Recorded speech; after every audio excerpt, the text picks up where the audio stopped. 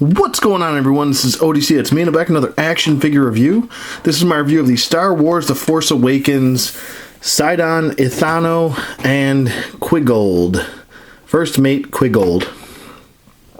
These are two characters that were seen in Maz Kanata's, I guess you could call it Cantina, if you want to. But, her spot. Switching around to the back, there are other figures in this wave, which are the Elite Speeder Bike with the, excuse me, I believe it's a black Stormtrooper, which we actually did not see. I don't believe he was actually shown in the Force Awakens movie. So, and then we have Han Solo and Chewbacca. So that's pretty cool. And it's got a nice little read-up of Sidon here. And then a nice little read-up for Quiggold, which is pretty decent, I think. It's about a little paragraph for each, but they're all in different languages. Yeah, there are three over there. So turn around to the front. You know what? I'm not sure if this is a part of a Build-A-Weapon.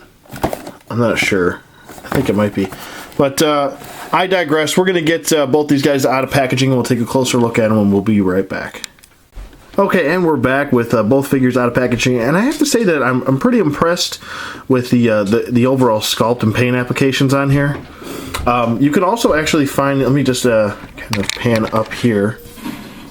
If you're not too familiar with both characters and you want to learn more, you can pick up this book, Star Wars Tales from a Galaxy Far, Far Away, Aliens Volume 1. Has 6 different stories in it, explaining, pretty much just giving you a nice little summary of their backstories. Gives a backstory on both of these characters, as well as Constable Zuvio and a couple others. So if you want to check this out, it's actually a pretty decent read. It was really cheap. I got this for $4 on Amazon. It's a smaller book, nothing too crazy. It's just a regular novel style book. There's no pictures or anything like that in there. So it's got about let's see how many pages there are. There's 346 pages. So yeah, it's pretty cool. Nice little pickup there. $4, you can't beat it. I'm pretty sure they might still be on sale for $4, that book. But getting back to the figure set here, I really do like this figure set. It does come with this very large weapon, which looks like it would be something out of the G.I. Joe universe. But I guess Quiggold can hold it here in his hand. It just looks a little bit ridiculous, though. It also does have an action feature, and there's a little button right here, and you just kind of press it as it's not working. Oh boy. Well, you look at that, because you got to push it in, stupid. And there it goes. So there's the action feature with the large weapon. Quiggold does not include any sort of weapon besides this rather large weapon, which I did not see him in the movie use. But he is the first we're going to take a look at here. I think it looks really good. I do like the sculpt on him a lot, actually.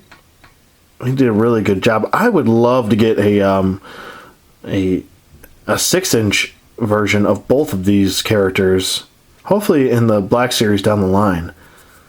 It would also be really cool, maybe in Episode 8, if these guys were featured again.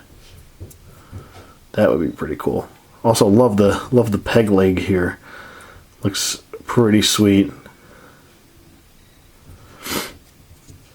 But the overall sculpt, I love the sculpt on his hood here. Looks really cool. How it's draping here. As far as his articulation goes, his head can't really move much at all due to the sculpt of his hood here and just how very large his head is. Pardon me. His head can't really look up and down either. His arms can go forward and they can go back a little bit. And that's pretty much it. He's pretty much five points of articulation. His waist can swivel. And his legs can go forward, and that's pretty much it.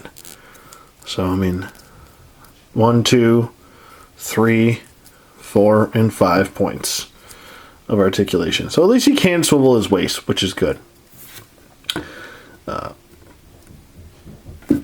Now moving on to Sidon here.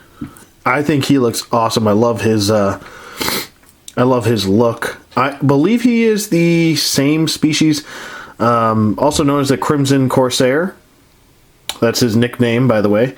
I really like the sculpt of, excuse me, his sweater, I guess if you want to call it that. His sweater here looks really cool. Actually, in reality, it is very ragged and kind of torn up a little bit. But I think Hasbro did a really good job with the sculpt. And this is a 3 3/4 inch figure, so pretty impressive, to say the least.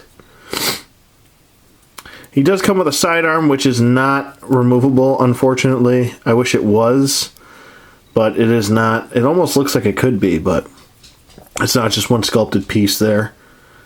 I really like the how his cape is draping like this, and it does have some texturing going on throughout the gray. Looks really good. As far as his rifle here goes, I think it looks really good. Like I said, I really hope we get 6-inch versions of these guys. Would look really awesome together. Maybe in like an exclusive 2-pack, like a Target 2-pack, that would be cool. I'm sure collectors would love to have these guys. As would I. I've actually grown kind of fond of both of these guys, and like I said, I hope they are featured in Episode 8. Even if it's a nice little cameo or something like that, I think it would be nice to learn a little bit more about these two. Because both of them have really cool look to them. Especially together, it looks almost like the Odd Couple here. And very much so in the scene that they are featured in with Finn. Finn's trying to hitch a ride. It's very similar to when I should say, Luke and Obi-Wan try to hitch a ride with Chewbacca and I almost said Lando, Han Solo in the cantina. So, I mean, you know, I wonder if that was like a little nod, if that was intentional. Probably was, but I still think it's really cool that they had a scene like that.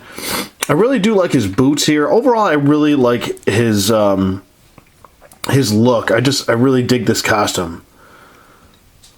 Looks really, really cool.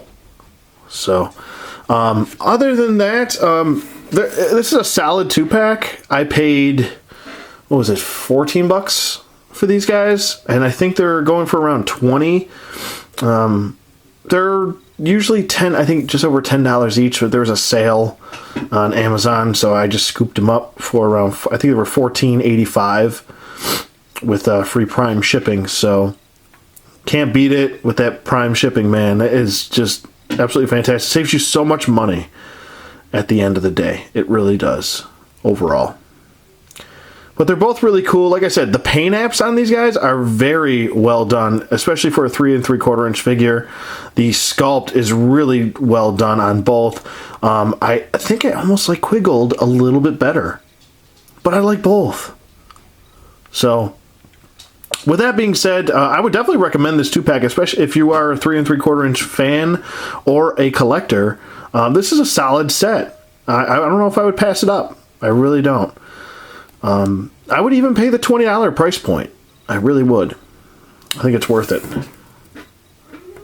So with that being said, let me know what you guys think in the comments below. Thank you for watching. As always, stay tuned for more Star Wars action figure reviews and action figure reviews in general. And I will see you guys on the flip side.